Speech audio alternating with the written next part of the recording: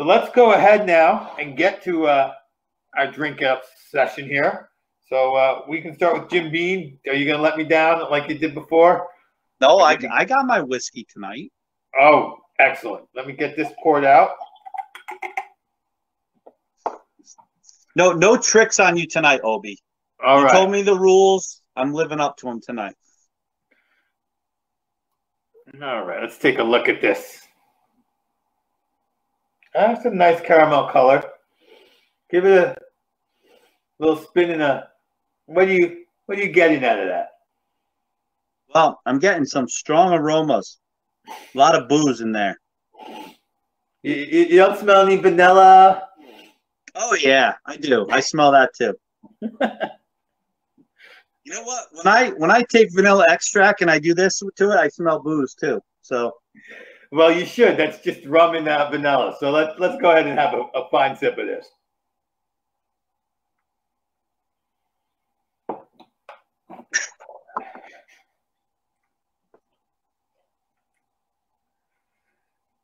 What words come to mind when you drink that?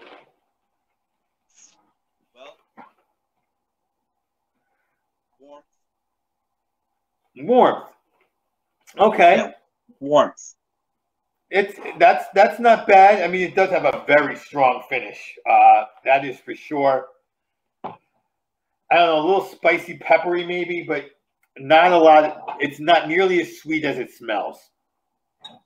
So now we're gonna take it to your way. I got myself a nice American IPA. Oh, look, have it as well. Pre-poured, like I was afraid if I did that, it would get warm. Here's my problem. My fridge is like 10 paces away, so I'd have to go off camera. So I figured I would just pre-pour it. I thought about this for like 3 days, Ed, before I realized lunch bucket. Ah, nice. This is why I'm a guest and you're the host. Well, you had other things to think about for sure. That's a heady beer. Did anyone check the keg on that? Might be your pour. Definitely my pour.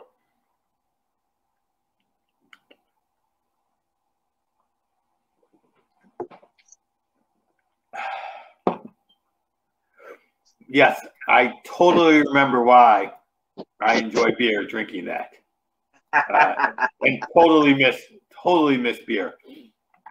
That is refreshing and tart and sweet all at the same time. That is good. Your thoughts on this beer that I'm sure you know well since you suggested it? Well, I think Dogfish Head 60-minute IPA is one of the classic IPAs. So there's a lot of newer styles out there, from the New England hazy style, which are a little more fruity.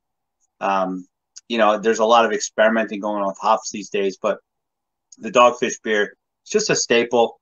It's smooth. It's got a little bitter finish to it. I think there's a lot of people who don't like IPAs because of the bitterness, but that, to me, that's what makes the beer, the hops and the flavor that comes from that. Yeah, I had started to drift away from IPAs to a darker, more flavorful beer while I was still drinking beer, but this one is good. There's no question about it. Last time we were on, I asked if you had anything you wanted to tell people about, and then a week later, your daughter was collecting for a charity. So I'm going to ask you again, keep in mind that we love to promote charities. Anything you need to tell folks about as we have 4 minutes left to talk?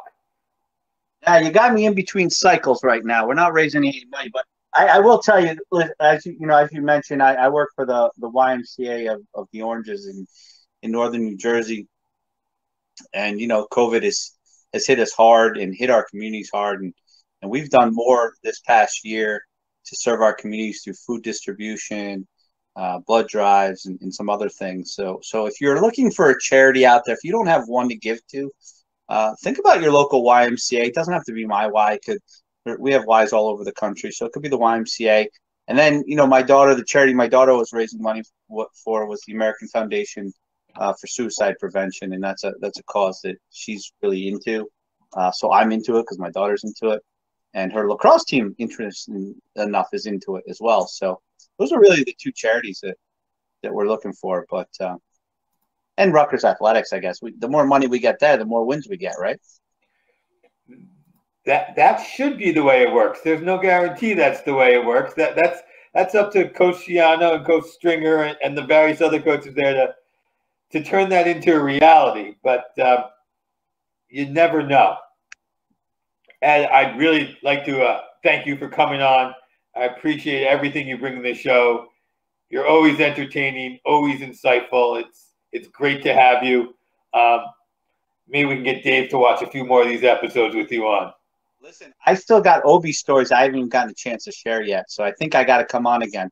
I mean, there's a great coaching class story that we took together that I haven't even shared on here yet, but I will share at some point. There's a lot of stuff we haven't even gotten into, Obi.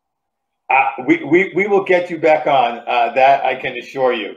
In addition to getting Ed on, everyone, don't forget, we're still looking for a bottle of Ron Burgundy, Great Odin's Raven Special Reserve Scotch. We want to get that. And then after we collect that, we'll do our best to get Will Ferrell on and ask him about that particular Scotch and that movie and many of his great sports movies. So thank you all for watching. Have a good night, and we'll see you next week.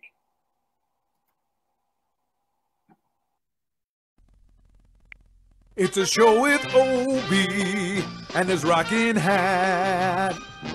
If this was the 90s, he would be all that. It's me, my Scotch and I, 'cause Obi is the guy. Obi is the guy.